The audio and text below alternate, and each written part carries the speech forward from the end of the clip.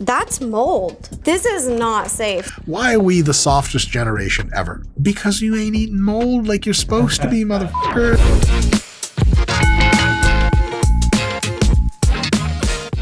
Hey folks, Dr. Mike here for RP Strength. I've been a longtime professor of exercise and sports science.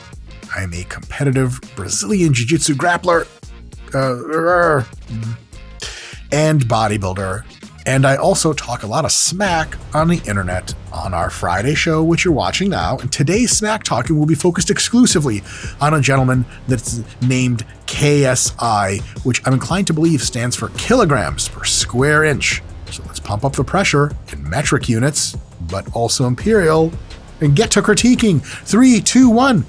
Who's KSI, and am I too old to be doing this? Probably. All right. Looks like we have a transformation picture. Getting the pooch going with the gut. I love it. A bit of asymmetry that makes the after pictures going to work well. It's January 1st, 2022. And then August 1st, 2022, illustrating the power of being really black. That is a great look. I'm inclined to believe this is probably the result of like sort of no training and then really intense training for months on end, but maybe we'll see. We'll get some details on it. I normally do a little warm-up, about 100 calories on here. Yeah, Scott, you didn't tell me he was English. I knew that'd be a fun surprise. Oh, it's such a good surprise. Grime is everything in it. All right, we're warming up for boxing training. Let's see how this works here. Takes me about seven minutes. Yeah, just get the body moving, body warmed up. Happy days. This is cool. I like it. Warming up in this way for overall physical training is super smart because you get the upper body and lower body warmed up at the same time. It's really awesome. It's not weight bearing, so it's not going to cost you a lot of fatigue. I would, if I'm persnickety, a way that you can do this at home that may be enhancing a little bit is to wear some sweats. One of the big parts about warming up is an analogy and a reality. So when people say warming up, they usually mean activating the nervous system and a bunch of other stuff, but they also mean literally warming up, like physically warming up the structures allows them to move more pliably and efficiently and with less injury risk. So if you put on some sweats, you can spend less time warming up and get just as warm and be just as ready in maybe half the time. So if you had a hoodie on and some sweatpants, maybe like 3 or 4 minutes on the bike would get them going. So, but this is really great. All right, so this is a core stability drill. Stability. There's no T in it, bruv. Oh, he did say stability, but I wish he would have, Scott, you wish he would have said it more British. Wouldn't he? I'll show you how it's done. Scott, how did they get the graphics behind him? It's pretty fancy, huh? That's so fancy. I've never seen Max the editor boy do anything like that. He's letting us down. Oof. Yeah, so this is what I call a real difficult build for weightlifting, aka Olympic weightlifting, and in which overhead squatting is part of the snatch movement. Snatch? Huh? Which is also a very British movie, isn't it, Scott?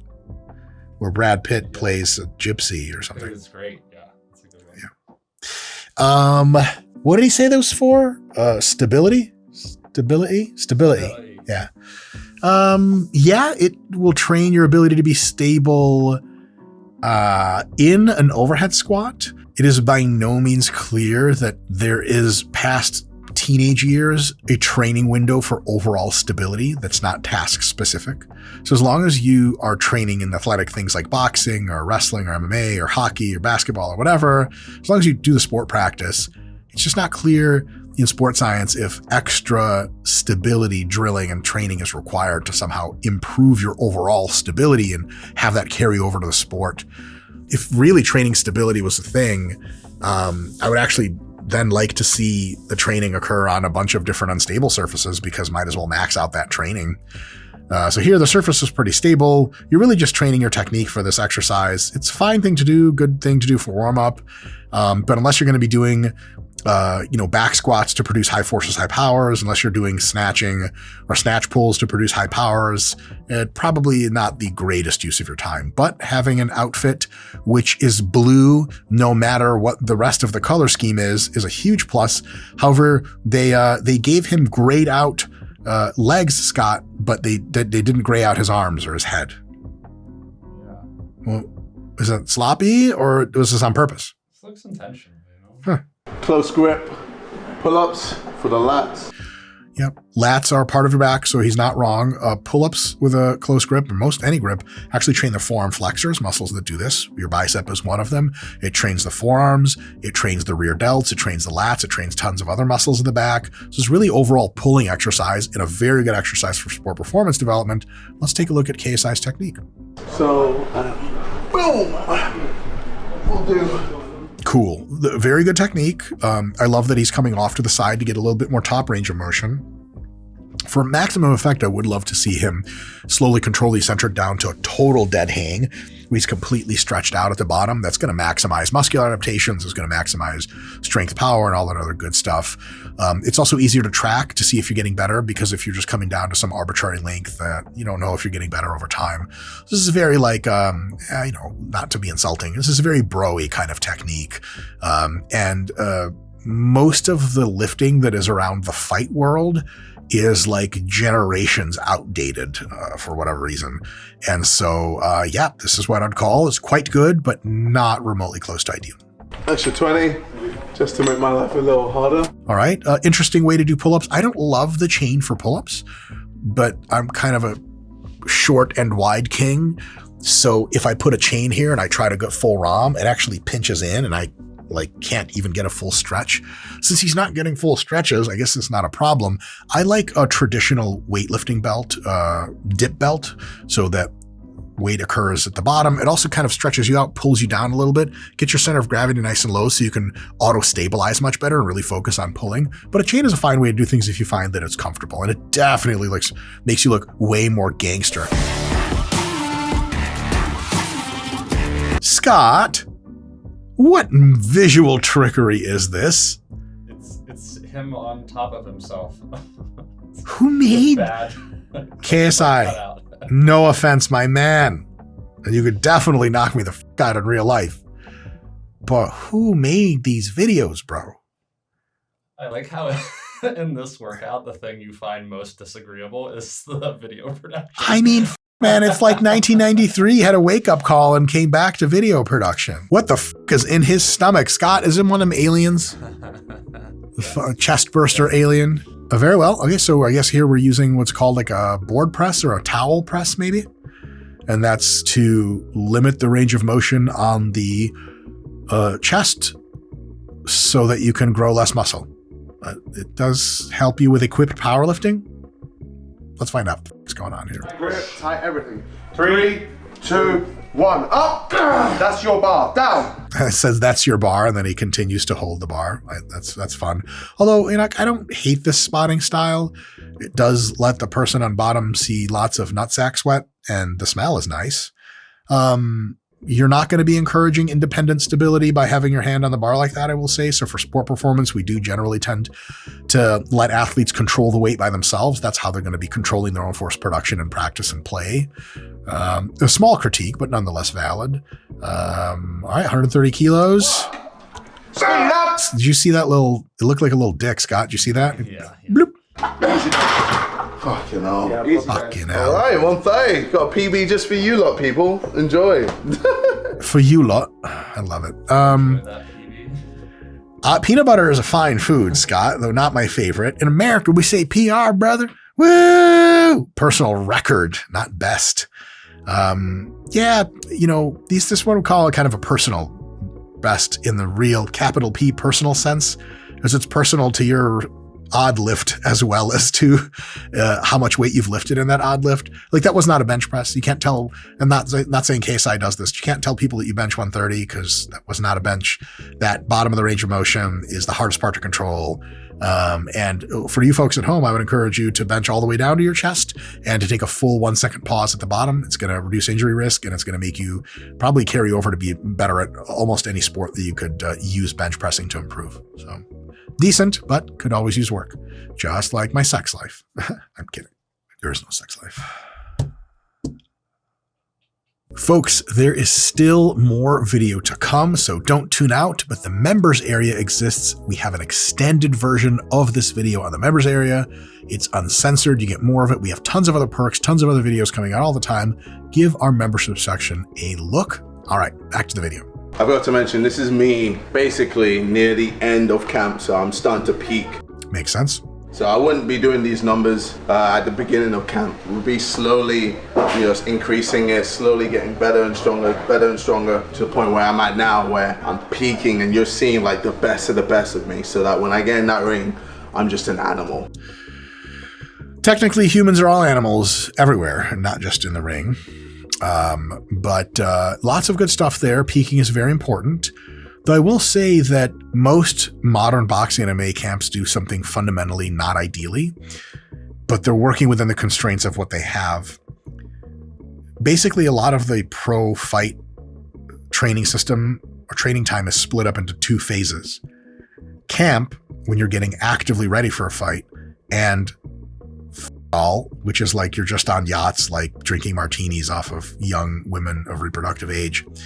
And it's a very old school, kind of like baseball back in the 30s, on season, off season. And if we wanted to optimize, what we would do is the athletes would do the predominance of their lifting and building their biggest strength and size in the off season. And then during camp, you would actually reduce lifting down to maintenance volumes. And while you would push higher velocities and have some days where you're producing lots of force, you wouldn't be hitting lots of personal bests or anything, because you want to clear the way for tons of specific training to boxing, MMA, or jiu-jitsu, whatever it is you're doing, so that the off season is plenty of boxing, MMA, jiu-jitsu, whatever, but lots of lifting, lots of extra accessory cardio, different kinds of training modalities. And then in fight camp, you actually want to focus almost exclusively on combat related things and the extra work for maybe cardio to support such things, and actually minimize the lifting. So here they're taking more of like a linear model where they kind of increase all training stressors seemingly, and then peak, and then actually do the thing, which is a fine way to do things. But if you take your off season as the most of the time, you're going to develop your strength power abilities and your general cardiovascular abilities. You can flip the script to be more sport specific, do way less lifting, way less cardio, way more boxing training, for example, in the weeks leading up to the match. And then you actually get your best overall result like that. So just something to keep in mind. YouTube stars are coming for your kids' lunch. Oh, the news. Mike, stay calm. YouTube stars are not coming for your kids' lunch. They're not going to take your kids' lunch away from them. You're a lazy asshole, so you're going to buy your kid junk food because you don't give a fuck. And when it's cheap, and when your dumb, over-entertained ass sees a YouTube celebrity's face on the shit, you're going to buy it. You're coming for your kids' lunch, not YouTubers. Scott, can I break this keyboard and be given another one? Yeah, do it. Don't do it. Seriously, we don't have any more keyboards. It's a move that has Mr. Beast, Logan Paul, and KSI teaming up to take on Lunchables. They advertise on the side of the bottle there are 834 milligrams of electrolytes. Seems like an adequate number, no? No. Scott, where is that, man? Is that in a lounge that they tell you that you shouldn't be having sex with strippers in, but that's just what the lounge is for? Yeah, he's got a real vibe going there. Damn, I kind of want to strip for him and see if he accepts me as attractive. What the hell? It's primarily potassium. It's, if you look at here, 700 milligrams of potassium, 124 milligrams of magnesium, and only 10 milligrams of sodium. Yeah, that ain't it. Now, that does mean it technically has electrolytes, but they're not in the proper proportions that your body needs because it loses them through sweat. If you're looking for a drink that's cheap, totally healthy to drink with high quantities, insanely delicious with tons of amazing flavors, and I'll also say branded quite well with the super bright colors, Prime is your jam. If you're looking for an electrolyte beverage that truly attends to electrolytes as its number one focus and is maximally designed to rehydrate you as much as possible for athletic performance, link on the screen and in the description to get our Element stuff. It does taste salty, but that's required if you're actually pumping electrolytes back into the body at the right amounts. If you're drinking Prime, none of that's really happening, but you're drinking Prime, so you're tasting an incredible beverage that's made by awesome people and it tastes great. Should I have been more controversial? Prime. I want to which Paul brother both of them? I don't even remember at this point. Neither. I want to neither. While these kits are fun and It's Dr. Mike, the real Dr. Mike. My God, Scott, look how fucking gorgeous he is. Great, isn't he? Look at his hair. Oh, look at his eyes. while these kits are fun and tasty, their nutritional value is just not good. They're often too high in sodiums. All right, 320 calories per package, 10 protein, 9 fat, and 51 grams of carbs, 49 net carbs. Yeah, as far as pizza goes, these macros are fine. I mean, what do growing kids need? Cheese, sauce, bread. By the way, Scott, do you notice that there's a problem with the pizza? There is a miniature astronaut contaminating the pizza. It's more protein. You're right. And plastics and various other materials. Microplastics. Oh, that's literally a microplastic seen in the wild. 100% freshness guaranteed. Scott, is that going to be funny later? Yes, sir. It does have a decent chunk of sodium. Sodium in high amounts is not bad for most people. It just causes you to be more thirsty and then pee more out. Its sodium can be a problem for people that are salt sensitive. So some, especially older folks, if they take in more sodium, their blood pressure goes up. For many people, if they take in more sodium, nothing happens. So if you're salt sensitive, if you are salt sensitive, then a lot of sodium is probably not great. The number one reason that they use so much sodium in these kind of products is because it helps preserve them and keep them from being contaminated by bacteria on their way to your mouth. And the number two reason is generally people like things that taste really salty. So I'm not going to dog on the guys for putting in lots of sodium, but also any claim that this food is especially healthy and super nutritious for children is probably wrong. One thing just to me, and we'll see what Dr. Mike says, the real Dr. Mike, but you'd love to see something that has lots of vitamins and minerals. It's really fortified so that if kids are getting this sort of situation, you want plenty of fiber, vitamins, minerals, phytochemicals. The way to get that is mostly like whole grains, high protein foods, lots of fresh food. And so, yeah, like this definitely is not health food. It's junk food, but, and then children do eat it at school. So yeah, this is probably like better for adults that are high on marijuana. And don't use healthy whole food ingredients. It is by no means clear what a whole food is. Processing exists on a spectrum. Whole wheat is processed because it came off the plant. That was factor one of processing. But we generally like to have foods on average less processed for two big reasons. One is processing oftentimes gets rid of a bunch of nutrients like fiber and vitamins and minerals. We like to keep those in. They can be reintroduced during processing, so it's totally fine. It's a fixable problem, but might as well not make one to begin with. The other thing is highly processed junk foods just have a lot of calories and a very low ability to satiate your hunger. And they have a huge palatability, which means they're super, super tasty and cravey. And so they just generally promote overeating because you can just have a ton of the food. You don't even feel so full, but you've had a ton of calories already and you still want more. And that's almost certainly the entire reason of why they cause poor health and obesity, minus a teeny tiny fraction of some percent where if you put a lot of especially old school nasty chemical preservatives in food, they don't tend to be super good for your health. It's not nearly as big of an issue nowadays anymore, but still a little bit of a concern. So these are supposed to be good for like another 2 months. This is molded. That's mold. This is not safe, especially like kids that are so young. They may not know what mold looks like. I'm going to advance a hypothesis about child rearing. Why are we the softest generation ever? Because you ain't eating mold like you're supposed to be, motherfucker. Back in the 50s, how were your parents raised? They ate mold as a food group. Yeah, you didn't even need penicillin back then. What do you think Parmesan cheese is? Penicillin. I get my penicillin every day when I eat my moldy fucking Lunchable or whatever. What is it called? Lunchly? Yeah, whatever. Lunch stuff. I saw a picture circulating about mold, but I didn't know if it was fake or, I just had heard about it, but this is real, you guys. And there's mold. It'll help you lose weight because you won't eat the shit. Yeah, that sucks, man. Best of luck to those folks. Get it figured out. But unless you're under some grand illusion of how the shit works, it's okay to eat junk food every now and again.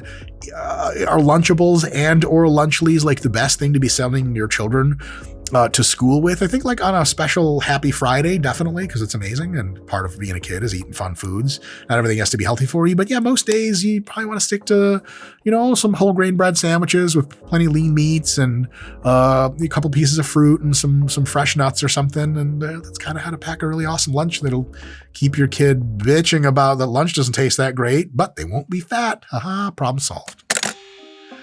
All right. folks, I hope you enjoyed this. I'm going to give KSI a Nigerians are awesome out of 10. And if they're jacked and lean after just a few months of training, that's because they were born perfect. Can you do some stuff that KSI did and get yourself in better shape? Absolutely. And just get in the gym, have fun, put some weight on the bar, move through full range of motion, control a little bit, and get the RPI hypertrophy app so it can help you do that, I guess. Worst promo ever. And yeah, go tune in to, is KSI fighting anyone soon, Scott? Is he doing that kind of thing? Anyway, go have a lunchly, and if it's moldy, it's going to say eat the mold, but someone's going to sue us for recommending that. Don't eat mold. See you guys next time. All right, that was really fun. Right here is a video that if you click on, YouTube encourages me to tell you that the fun will continue, perhaps indefinitely. See you next time.